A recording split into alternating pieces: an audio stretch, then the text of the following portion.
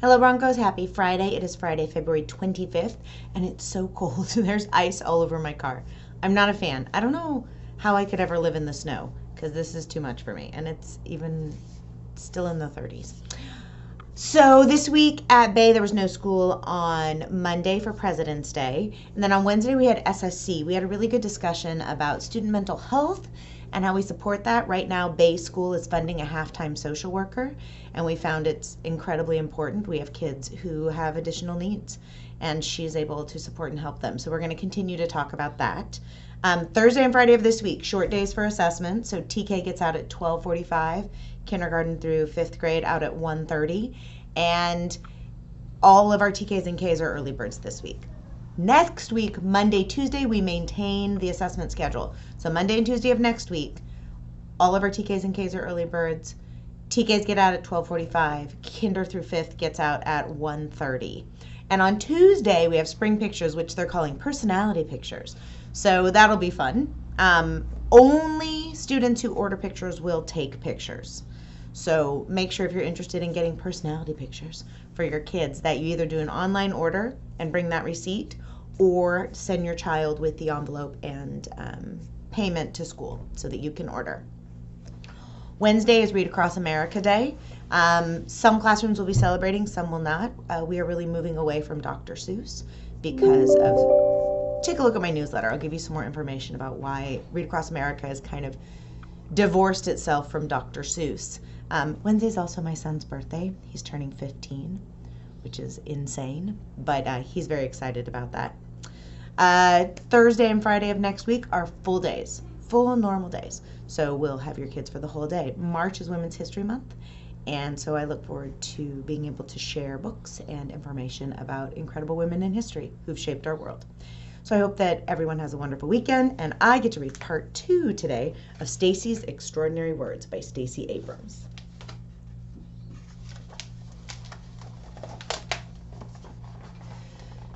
Do you remember she's getting ready for the spelling bee? Stacey followed her teacher to the room where the other students waited until it was time to go. Then they went on to a stage. The announcer explained the rules. Kids stepped up to the microphone one by one to get their word. If they spelled it right, the announcer told them so, but if they made a mistake, a bell would ring. That sounds stressful. The student would have to leave the stage. No do-overs. Stacey's turn finally came. Her stomach ached with nervous energy, but she was ready. Say the word dither. Sound it out. Dither. Spell it. D-I-T-H-E-R. That is correct. The announcer called on the next student and the next. Promptly. Enormous. Shudder. Transportation. Craggy. Reception. Village. Finally, only 3 contestants remained. Stacey and Jake and a girl from another school. The girl went up to spell her word. Ding! She had spelled chocolate without the second O. It's just Stacey and Jake now. We're down to our final 2 contestants, the announcer told the audience.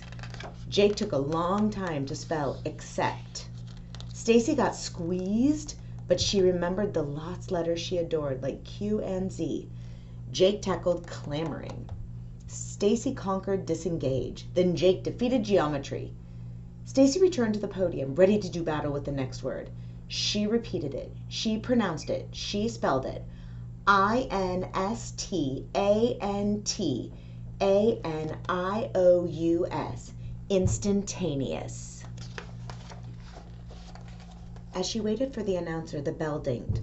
I'm sorry, that is incorrect. The proper spelling is...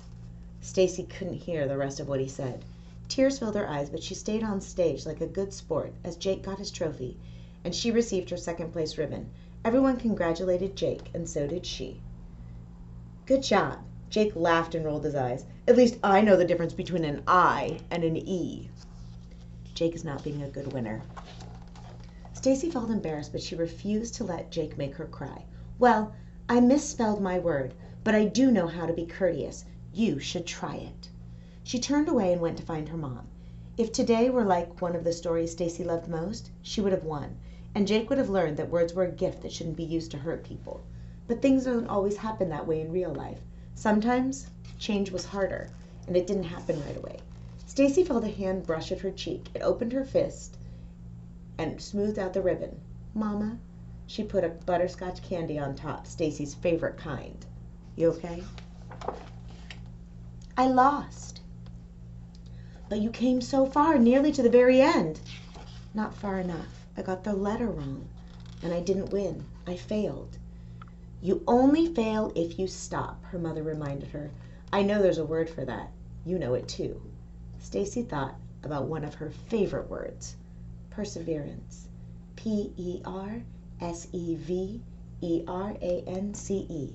Exactly. So let's go home and learn more words. There's always next year. Stacey imagined all the words she had yet to meet, new words and new ways to speak up and help others. She'd find them all. No, Mama, there's always tomorrow. Look. And there's Stacey Abrams. So Stacey Abrams, listen, I want to read to you about her. Stacey Abrams is a 3-time New York Times bestselling author of While Justice Sleeps, Our Time Is Now, and Lead from the Outside, an entrepreneur and a political leader. A tax attorney by training, she served 11 years in the Georgia House of Representatives, 7 as minority leader, and became the 2018 Democratic nominee for governor of Georgia. She has launched multiple organizations devoted to voting rights, training and hiring young people of color, and tackling social issues. She is the founder of Fair Fight Action, Fair Count, and the Southern Economic Advancement Project. A small business owner, she co-founded the financial services firm Now Corporation and SageWorks Productions, Inc., a media company. She has received degrees from Spelman College, the LBJ School of Public Affairs at the University of Texas at Austin, and Yale Law School.